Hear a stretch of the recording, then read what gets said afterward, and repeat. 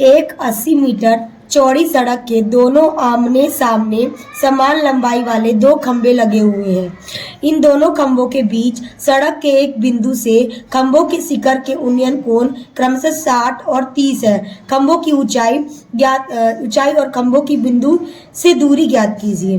जैसे जैसे पहले कह रहा वैसे वैसे हम 10वां क्वेश्चन का डायग्राम ड्रॉ करते हैं। कह रहा 80 मीटर चौड़ी सड़क के दोनों आमने सामने। मान लो एक सड़क है,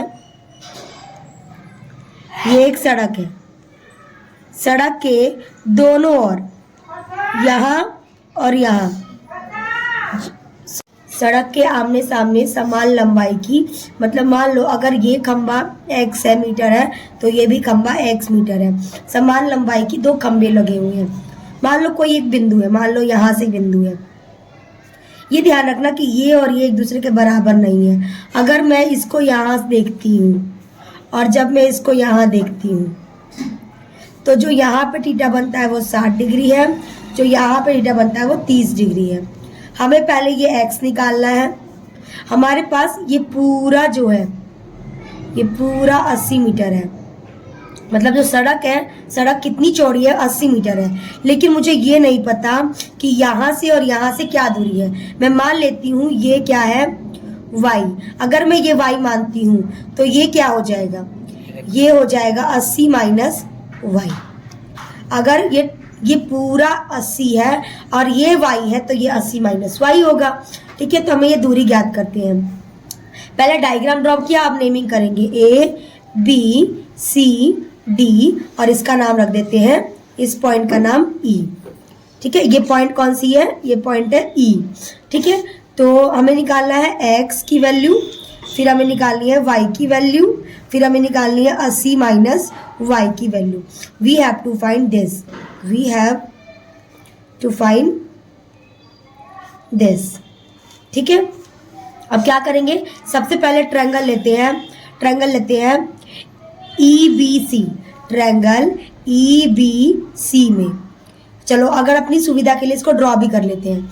मान लो ये है EBC ट्रायंगल। ठीक है, थीटा है 60 डिग्री। ठीक है, ये x है, ये यहाँ से वहाँ तक y है। ठीक है, इसका नाम E है, इसका नाम B है और इसका नाम C है।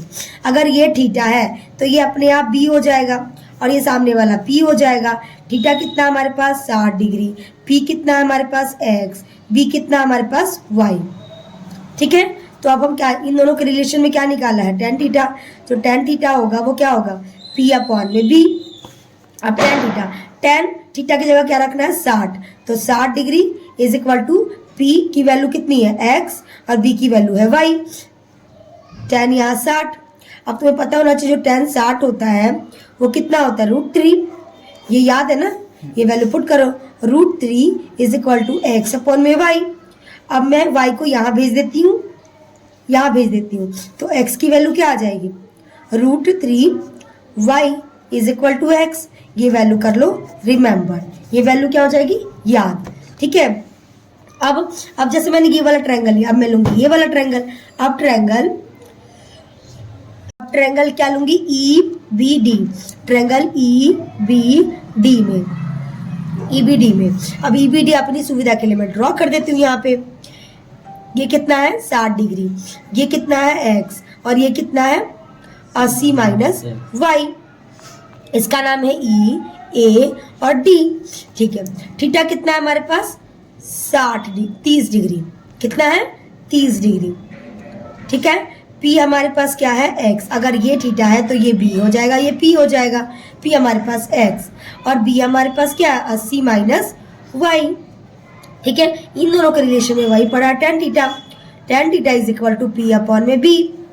अब tan थीटा की जगह कितना आएगा 30 degree is equal to P की जगह x और B की जगह क्या आएगा 80 माइनस y।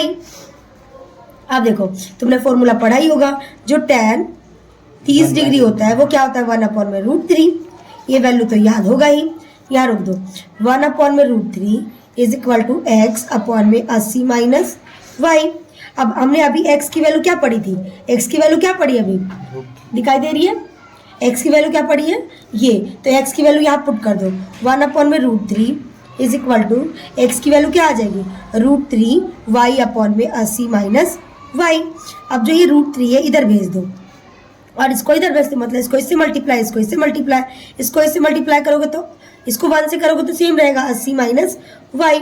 इसको इससे करोगे तो क्या हो जाएगा √3 का स्क्वायर y। ये हो जाएगा 80 माइनस y, इसको काटोगे तो 3y। अब देखो जो ये y है उधर जाएगा तो क्या हो जाएगा 80 is equal to 3y plus में y। अब 80 इज इक्वल टू 4y। अब 4 इधर आएगा, यहाँ पे मल्टीप्लाई इधर आकर डिवाइड, 80 अपॉन में 4 इज इक्वल टू वाई। काटोगे तो y इज इक्वल टू कितना आ जाएगा, y इज इक्वल टू आ जाएगा 20। ठीक है, अगर y आ गया हमारे पास 20 तो पुट कर दो, जो हमारा ये इक्वेशन था ना इसको इक्वेशन मान लो, इसमें पुट कर दो, इसे पुट कर देते हैं। तो अगर मैं इसमें y की वैल्यू पुट करूंगी तो क्या आ जाएगा, पुट इन फर्स्ट इक्वेशन क्या है √3y is equal to x। तो क्या आ जाएगा √3 इंटू में y की जगह 20 इज इक्वल टू x। तो हमारे पास x की value 20 √3 is equal to x आ गई। तो जो हमें पहला निकालना था, क्या निकालना था हमारे पास, x की वैल्यू क्या निकालनी थी, वो 20 √3 आ गई। y की वैल्यू अभी हमने क्या निकाली 20, और यहाँ पुट करो 80 माइनस 20 कितना आ जाएगा 60। तो हमारे पास इसकी वैल्यू भी आ गई, इसकी वैल्यू भी आ गई, इसकी भी वैल्यू आ गई। अगर वीडियो अच्छी लगी तो लाइक सब्सक्राइब जरूर करें।